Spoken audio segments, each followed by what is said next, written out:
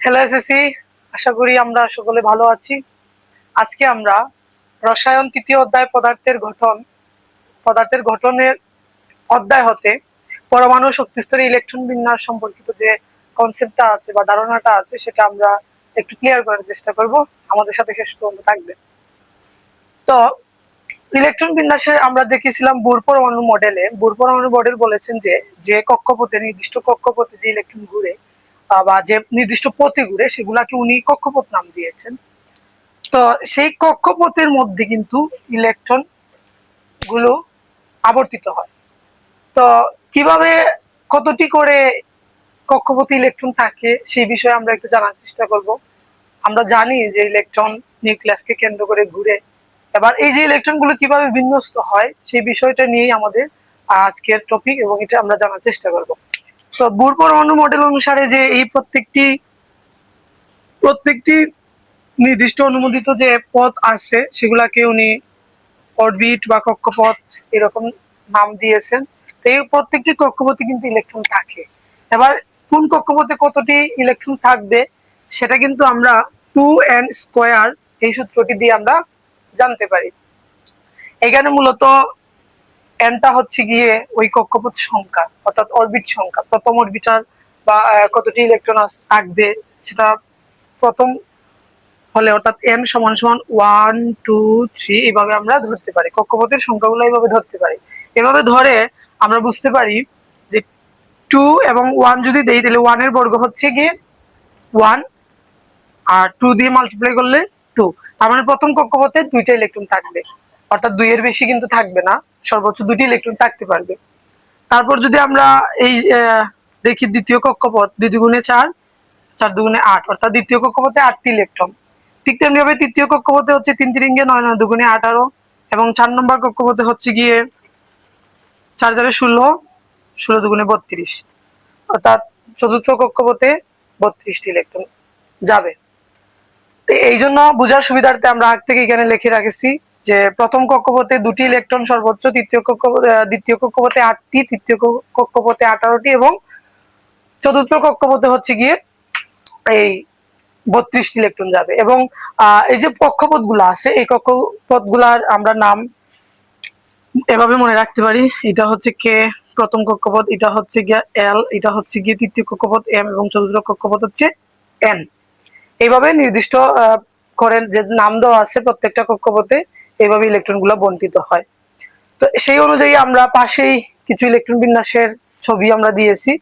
এখানে আমরা দেখতে পাচ্ছি যে হাইড্রোজেন হচ্ছে পর্যায় সারণীর প্রথম মৌল। হাইড্রোজেনের পারমাণবিক সংখ্যা হচ্ছে 1, অর্থাৎ তার প্রথম কক্ষপথে একটি ইলেকট্রন থাকবে।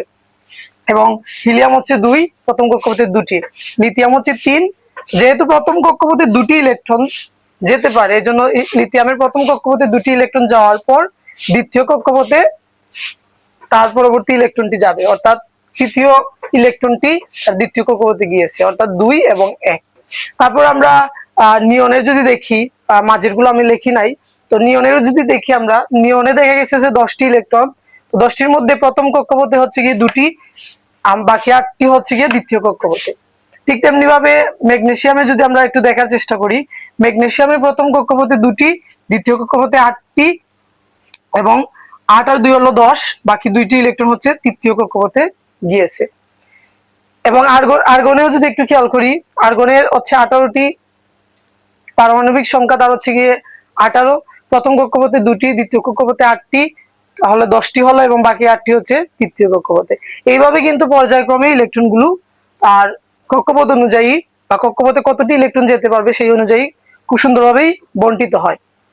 তো এখন এখানে একটা প্রশ্ন হচ্ছে গিয়ে, আপনারা যদি দেখেন আপনাদের বইয়ের মধ্যে 1 থেকে প্রায় 30 পর্যন্ত যে পর্যায়ক্রমে তাদের ইলেকট্রন বিন্যাস পর্যায়ক্রমে সেই মৌলগুলোর ইলেকট্রন বিন্যাসগুলো দেওয়া আছে।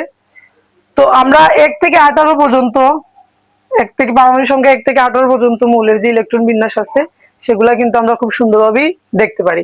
কিন্তু ব্যতিক্রম ঘটবে যখন আমরা 19 নম্বর, অর্থাৎ আমরা যদি পটাশিয়ামের দিকে একটু খেয়াল করার চেষ্টা করি। পটাশিয়ামের মধ্যে 19টি পারমাণবিক সংখ্যা, তো তার মধ্যে যে ইলেকট্রন গুলো আছে প্রথম কক্ষপথে 2টি, দ্বিতীয় কক্ষপথে 8টি, তৃতীয় কক্ষপথে 8টি, এবং চতুর্থ কক্ষপথে একটি। পটাশিয়ামের ক্ষেত্রে 19 নং যে ইলেকট্রনটি আছে বা 19 নম্বর যে ইলেকট্রনটি আছে সেটা কেন চতুর্থ কক্ষপথে গেল? আবার ক্যালসিয়ামও সেম 19 এবং 20 নং ইলেকট্রনটি কেন চতুর্থ কক্ষপথে অর্থাৎ এন শক্তি স্তরে কেন গেল? তো এইটা আমাদেরকে প্রশ্ন ভাবাতে পারে বা এই জিনিসগুলো থেকেই পরীক্ষাতে আসে। এখানে আমাদের জানা দরকার যে এই যে ব্যতিক্রম, এই ব্যতিক্রম গুলো বুঝতে হলে আমাদেরকে তাদের উপশক্তি স্তর সম্পর্কে জেনে নিতে হবে। আমরা জানি যে এখানে তৃতীয় কক্ষপথে 18টি ইলেকট্রন যাওয়ার সর্বোচ্চ 18টি ইলেকট্রন যেতে পারে। তো তার জায়গায় দেখা গেছে যে এখানে 8টি ইলেকট্রন যাওয়ার পর চতুর্থ কক্ষপথ অর্থাৎ 19 নং ইলেকট্রন চতুর্থ কক্ষপথে গেল। এবং ক্যালসিয়ামের ক্ষেত্রে ওইখানে 18টি ইলেকট্রন যাওয়ার কথা বা 18টি ইলেকট্রন যেতে পারে, এখানে ওই দুইটি না গিয়ে এখানে তো 10 হতে পারতো, কিন্তু এখানে 8 হয়ে এই 19 এবং 20 নং ইলেকট্রনটি চতুর্থ কক্ষপথ অর্থাৎ এন কক্ষপথে এন শক্তি স্তরে গিয়েছে। এই ব্যতিক্রম গুলো বুঝতে হলে আমাদেরকে জানতে হবে উপশক্তি স্তর সম্পর্কে। অর্থাৎ এই যে পরমাণুর যে কক্ষপথ গুলা আছে, যে এগুলাকে আমরা প্রধান কোয়ান্টাম সংখ্যা বা যে বলতে পারি, এবং তার কিছু উপশক্তি স্তর আছে, সেই উপশক্তি স্তর সম্পর্কে যদি আমরা বুঝতে পারি তাহলে কিন্তু কিভাবে এই ব্যতিক্রম হলো সেগুলো আমাদের খুবই ক্লিয়ার হয়ে যাবে। তো একটু দেখার চেষ্টা করি যে উপশক্তি স্তর সম্পর্কে।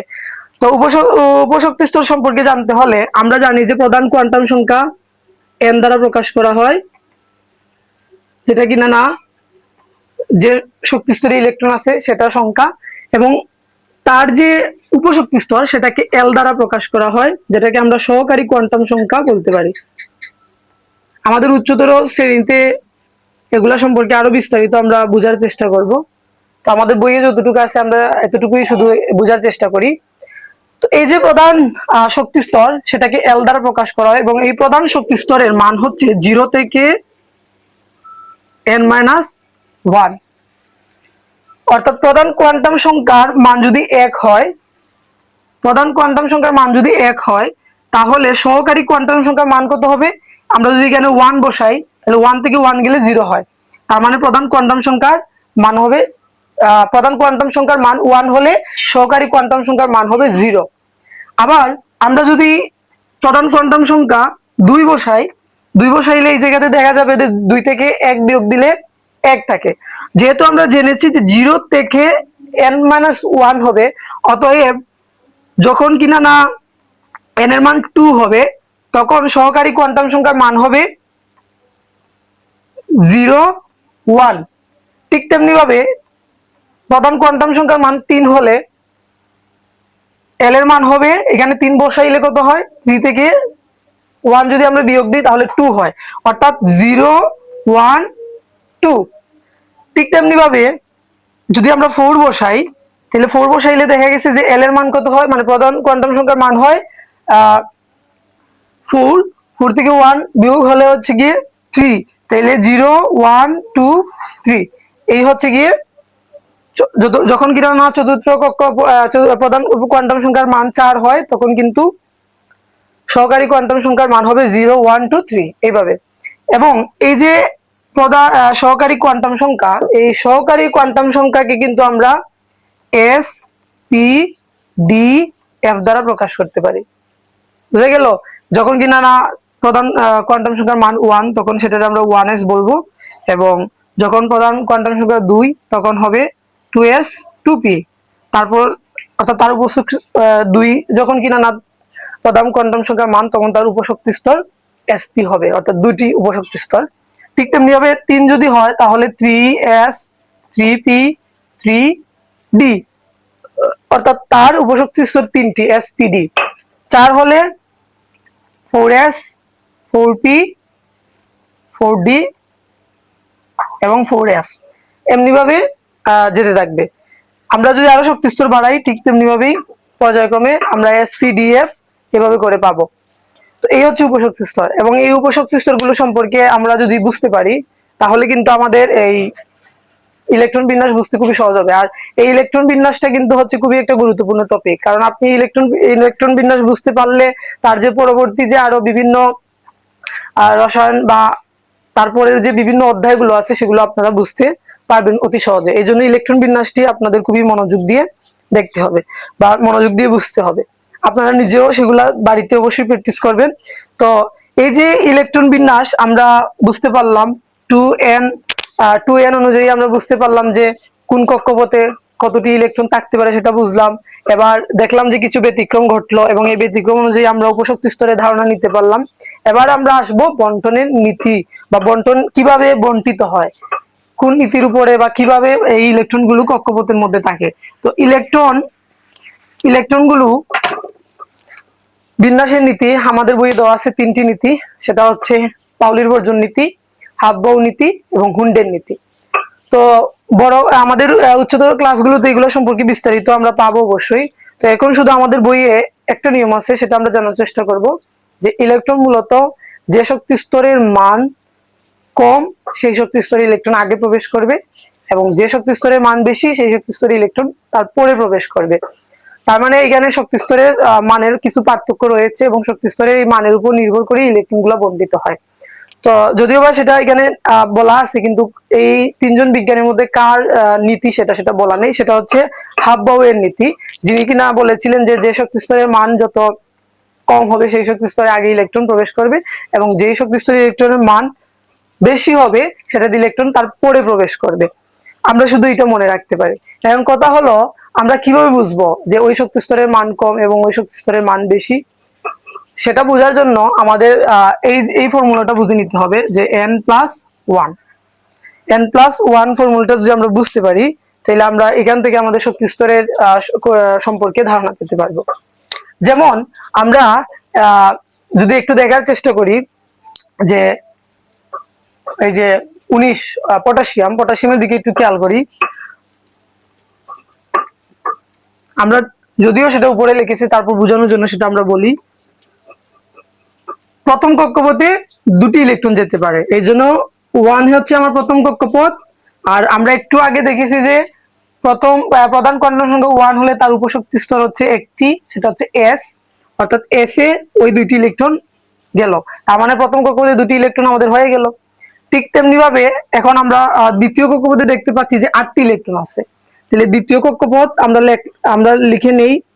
দ্বিতীয় কক্ষপথের জন্য প্রধান কোয়ান্টাম সংখ্যা 2 হলে তার সহকারী কোয়ান্টাম সংখ্যার মান হচ্ছে গিয়া 0 1, অর্থাৎ তার উপশক্তি স্তর 2টি, একটা হচ্ছে s এবং অন্যটি হচ্ছে p। তাহলে আমরা এখান থেকে 2s 2 পেলাম, যেহেতু s অরবিটালে 2টি ইলেকট্রন যায়। তারপর আমরা 2p6, অর্থাৎ p তে 6টি ইলেকট্রন। এইভাবে 6 আর 2 যোগ করলে হয় 8, এই জন্য দ্বিতীয় কক্ষপথে আমাদের 8টি ইলেকট্রন বন্টিত হয়ে গেল। এবার আমরা দেখবো যে তৃতীয় কক্ষপথ অর্থাৎ 3 নম্বর কক্ষপথে কতটি ইলেকট্রন যায়। যেহেতু s অরবিটালে 2টি ইলেকট্রন যেতে পারে সর্বোচ্চ 2টি এবং p অরবিটালে হচ্ছে 6টি, আমরা 6টি লিখলাম। এই যে 8টি বন্টন হয়ে গেল। তো কথা হলো যে তৃতীয় কক্ষপথে তো 18টি ইলেকট্রন যেতে পারবে, তাহলে এখানে কেন 8টি গেল? এই জায়গাতেই এসে আমাদের এই শক্তি স্তরের মানের বিষয়টা রাখতে হবে, মনে রাখতে হবে।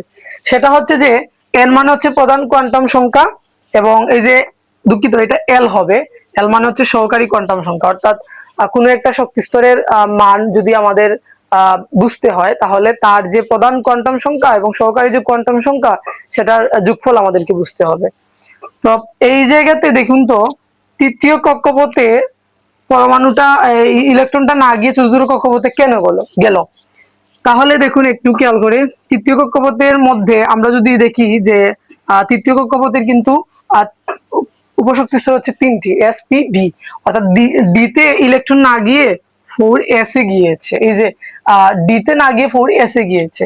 তো 4s আর 3d এর মধ্যে শক্তির পার্থক্য রয়েছে। আমরা যদি 3d টা লেখার চেষ্টা করি, এখানে প্রধান কোয়ান্টাম সংখ্যার মান হচ্ছে 3, এই ফর্মুলা অনুযায়ী প্রধান কোয়ান্টাম সংখ্যার মান হচ্ছে 3, আমরা 3 বসালাম এবং l অর্থাৎ সহকারী কোয়ান্টাম সংখ্যার মান হচ্ছে d। তো d হইছে কি এখানে সহকারী কোয়ান্টাম সংখ্যা, তো d এর মান কি জানি আমরা জানলাম 0 1 2, এই তো।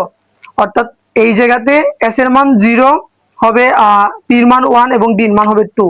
তাহলে আমরা এইদিকে পেলাম হচ্ছে 5, অর্থাৎ 3D-র শক্তি স্তরের মান আমরা যদি 5 দেখি, তাহলে 4s এ কত হয় একটু খেয়াল করি। তাহলে এই ফর্মুলা অনুযায়ী 4 প্লাস s এর মান হচ্ছে কিন্তু 0, অতএব আমরা পেলাম 4। তাহলে আমরা দেখতে পাচ্ছি যে 3D তে হচ্ছে গিয়ে তার মান হচ্ছে 5 এবং 4s এর মান হচ্ছে 4s এর মান হচ্ছে 4। তো এই জায়গায় বলুন তো কার মান সবচেয়ে বেশি?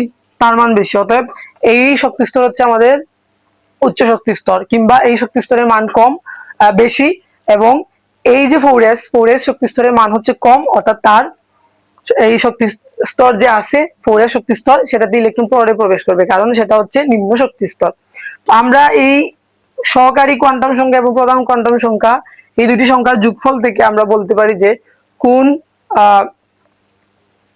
কোন অরবিটাল শক্তি স্তরের মান বেশি এবং কম, এবং সেটা থেকে আমরা ইলেকট্রন বিন্যাস বুঝতে পারি। আশা করি বোঝা গেল। এই জন্য যে 3p তে ইলেকট্রনটি যাওয়ার পর সেটার 3d তে না গিয়ে 4s এ গিয়েছে, এই জন্য কিন্তু এখানে 8টি তৃতীয় কক্ষপথে 8টি যাওয়ার পর 19 নম্বর ইলেকট্রনটি 4s এ গিয়েছে, অর্থাৎ 4s 1 হয়েছে, তখন আর d তে ইলেকট্রন যায় নাই। তো এখন প্রশ্ন হতে পারে, তাহলে এখানে 8টি না, এই ইলেকট্রন গুলা তো এখানে আসতে পারতো, কথা হচ্ছে দ্বিতীয় কক্ষপথে কিন্তু আমাদের 8টির বেশি যেতে পারবে না, এই জন্য কিন্তু আর এখানে যায় নাই। আবার আমরা যদি ওই নিয়ম অনুযায়ী যদি দেখার চেষ্টা করি যে 3p এবং 3s এর মধ্যে 3 আর s, 3 হচ্ছে প্রধান কোয়ান্টাম সংখ্যা, s হচ্ছে গিয়ে আমাদের 0, তার মানে আমরা পেলাম 3। আর এদিকে 3p এর মধ্যে যদি একটু দেখার চেষ্টা করি যে 3 হচ্ছে আমাদের প্রধান কোয়ান্টাম সংখ্যা, আর p এর মান হচ্ছে 1, হচ্ছে গিয়ে 4, এই জন্য 4s এ আগে এবং 4p তে পড়ে। ঠিক তেমনি প্রত্যেকটাই এইভাবেই কিন্তু আমরা বিশ্লেষণ করতে পারি, অর্থাৎ সহকারী কোয়ান্টাম সংখ্যা, প্রধান কোয়ান্টাম সংখ্যা দিয়ে আমরা এইভাবে ইলেকট্রন কিভাবে বন্টিত হবে সেই বিষয়গুলো আমরা মনে রাখতে পারি। আশা করি এটা আমরা বুঝতে পেরেছি। এবার আমরা 20 নম্বরেও সেম, অর্থাৎ ক্যালসিয়ামের ক্ষেত্রে আমরা সেম ঘটনাটা দেখতে পারি, যে ক্যালসিয়ামের ইলেকট্রন সংখ্যা হচ্ছে গিয়ে পারমাণবিক সংখ্যা হচ্ছে গিয়ে 20। তো এই ক্যালসিয়ামের যদি ইলেকট্রন বিন্যাস আমরা করার চেষ্টা করি, 1s2 2s2 2p6 3s2 3p6, কতটি? এদিকে হচ্ছে গিয়ে 10, এদিকে 18টি বন্টিত হয়ে গেল, অর্থাৎ এতটুকু পর্যন্ত ঠিক আছে। আর তারপর 4s2, অর্থাৎ ঠিক ওইটার ক্ষেত্রেও 3d তে না গিয়ে 4s এ গিয়েছে। আর আমরা জানি 4s এ দুটি ইলেকট্রন থাকে, s অরবিটালে দুটি ইলেকট্রন থাকে, এই জন্য তার 20 নম্বর ইলেকট্রনটি 4s এ গিয়ে এইভাবে ইলেকট্রন বন্টিত হয়েছে। আচ্ছা, ঠিক আছে। তাহলে আমরা বুঝতে পারলাম যে শক্তি স্তরের যে ভেদাভেদটা, অর্থাৎ যে শক্তি স্তরের মান যত বেশি হবে সেটা হচ্ছে উচ্চতর শক্তি স্তর, আর যেটার মান কম হবে সেটা হচ্ছে নিম্ন শক্তি স্তর। তাহলে প্রশ্ন হলো, এখন যদি শক্তি স্তরের যদি মান সমানভাবে বন্টিত হয়, অর্থাৎ উভয় শক্তি স্তরের মান যদি সমান হয়, তাহলে তখন আমরা কি করতে পারি? যেমন 3d এবং হচ্ছে গিয়ে 4p, এই দুইটা শক্তি স্তরে যদি আমরা একটু খেয়াল করে দেখি, যে এইখানে তো আমরা ধরে 0 1 2 3 হচ্ছে s p আর d এবং f। তাহলে এই যে 3 হচ্ছে প্রধান কোয়ান্টাম সংখ্যা, অর্থাৎ n+1 দিয়ে যদি আমরা একটু দেখার চেষ্টা করি, এই জায়গায় 3 বসাইলাম এবং d এর মান হচ্ছে আমাদের 2, তাহলে 5 হলো। আবার এদিকে যদি একটু খেয়াল করার চেষ্টা করি, n+1 দুঃখিত, আমি বারবারই n+1 বলছি, আসলে এটা হচ্ছে গিয়ে n+l, যেটা হচ্ছে কিনা না সহকারী কোয়ান্টাম সংখ্যা। তাহলে সহকারী কোয়ান্টাম সংখ্যার প্রধান কোয়ান্টাম সংখ্যার যোগফল যদি এটাতে আমরা দেখি, 4 প্লাস এল এর মান হচ্ছে এই জায়গাতে পি এর এল এর মান হচ্ছে 1, অর্থাৎ সেটাও হলো 5। এই জায়গাতে আমরা এখানে 3d এবং 4p এই দুইটি শক্তি স্তরের মধ্যে আমরা দেখতে পেলাম যে তাদের উভয়ের মানই হচ্ছে 5, অর্থাৎ তাদের শক্তি স্তরের মান সমান। তাহলে ইলেকট্রন এখন কোনটিতে আগে যাবে? তো এই ক্ষেত্রে আমরা দেখব যে যে প্রধান যে শক্তি স্তর বা কোয়ান্টাম সংখ্যা আছে, সেই প্রধান শক্তি স্তরের যার মান কম সেটাতেই আগে ইলেকট্রন যাবে, এবং যার মান বেশি সেটাতে তার পরে যাবে। এই জন্য কিন্তু ইলেকট্রন 3d তে না প্রবেশ করে 3d তে প্রবেশ করার পর 4s এ প্রবেশ করবে, অর্থাৎ 4p হচ্ছে নিম্ন শক্তি স্তর। আমরা যদি স্ক্যান্ডিয়াম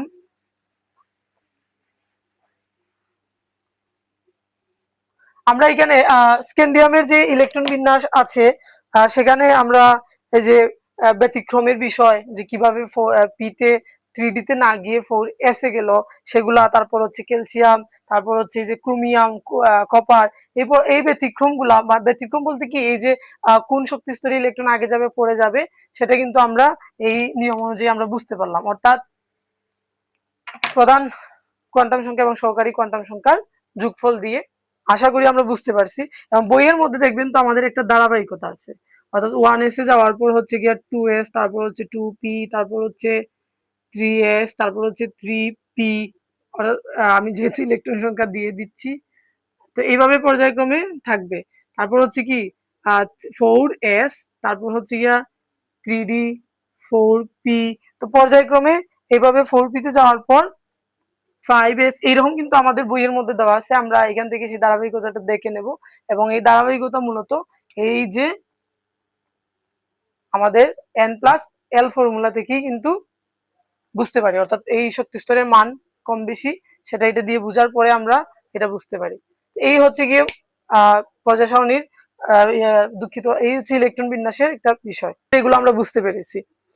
তো এখন আমরা একটু ব্যতিক্রম, যেখানে ইলেকট্রন বিন্যাসের কিছু ব্যতিক্রম নিয়ম আছে সেই ব্যতিক্রম নিয়মগুলো আমরা একটু দেখার চেষ্টা করি। সেটা হচ্ছে যে ক্রোমিয়ামে যদি আমরা একটু দেখি, ক্রোমিয়ামের ইলেকট্রন বিন্যাসটা আগে করে নেই। ও যে এই যে ক্রোমিয়ামের ইলেকট্রন বিন্যাস আমাদের করা আছে, আমরা এখান থেকে একটু খেয়াল করার চেষ্টা করি। ক্রোমিয়ামের হচ্ছে 24টা তার পারমাণবিক হচ্ছে 24। এখানে আমরা যদি একটু দেখার চেষ্টা করি, এতটুকু পর্যন্ত আমরা বুঝতে পেরেছি আশা করি। এইখানে এখানে ইলেকট্রন সংখ্যা হচ্ছে গিয়ে 18, এটা হচ্ছে গিয়ে 19, আর এই থেকে 5 হচ্ছে গিয়ে আমাদের 24।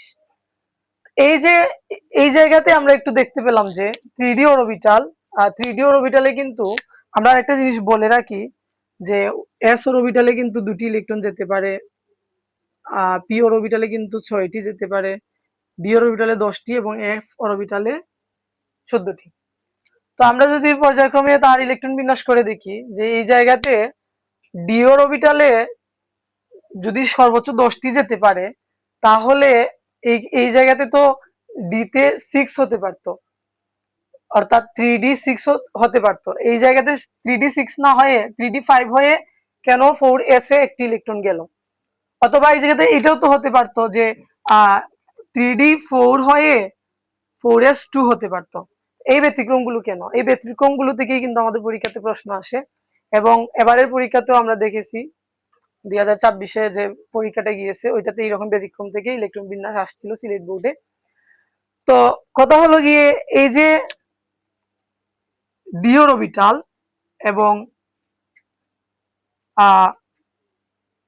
পি অরবিটাল, এই দুইটি অরবিটালের ইলেকট্রন সংখ্যা হচ্ছে 6টি এবং 10টি।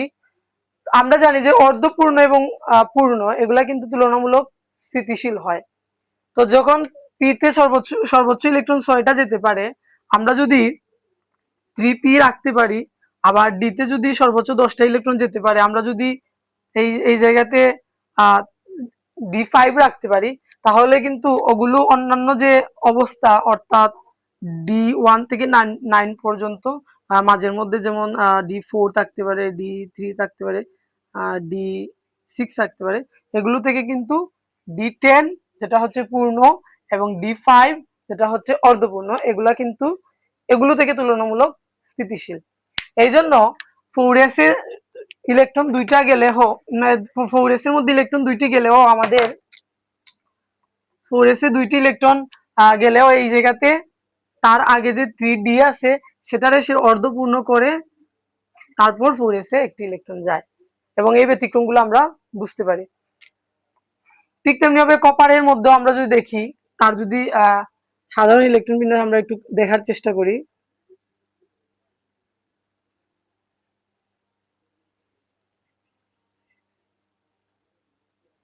4s2 এই জায়গাতে 9 হয়। তো এটা হচ্ছে ব্যতিক্রমটা হচ্ছে এই যে এইটা। আবার সেম কপারেরটা ক্রোমিয়ামেরটা যদি আমরা একটু দেখার চেষ্টা করি, 1s2, 2s2, 2p6, 3s2, 3p6, 3d, 4s2 এবং 3d হচ্ছে গিয়ে 4। তো এই যে থ্রিডির অবস্থান, এই যে থ্রিডির অবস্থান, এই দুইটাই অবস্থান হচ্ছে তাদের অপূর্ণ অবস্থা। তো আমরা একটু আগে জেনেছি যে ব্যতিক্রম নিয়মগুলোতে বলা আছে যে অর্ধপূর্ণ এবং পূর্ণ এই দুটি অবস্থা হচ্ছে স্টেবল বা স্থিতিশীল, তুলনামূলক স্থিতিশীল। এই জন্য এই জায়গা থেকে ইলেকট্রন আমরা এই জায়গায় নিয়ে সেটাকে আমরা 3D5 করেছি এবং ওই জায়গাতে সেটা হচ্ছে 3D10 এবং 1। এই হচ্ছে আমাদের ব্যতিক্রম নিয়ম। এই ব্যতিক্রম থেকে কিন্তু আমাদের পরীক্ষাতে প্রশ্ন আসে, সেটা মনে রাখবো এবং আশা করি এই বাকিগুলো আমরা বুঝতে পেরেছি কিভাবে ইলেকট্রনগুলো বন্টিত হয়, কিভাবে আমরা এই যে উপশক্তি স্তর কিংবা এই যে এস পি ডি এফ এগুলা থেকে আমরা কিভাবে মনে রাখতে পারি, সেগুলো দিয়ে কিন্তু আমরা অবশ্যই ইলেকট্রন বিন্যাস করার চেষ্টা করব এবং আশা করি আপনারা এই ক্লাসটুকু বুঝতে পেরেছেন। ধন্যবাদ।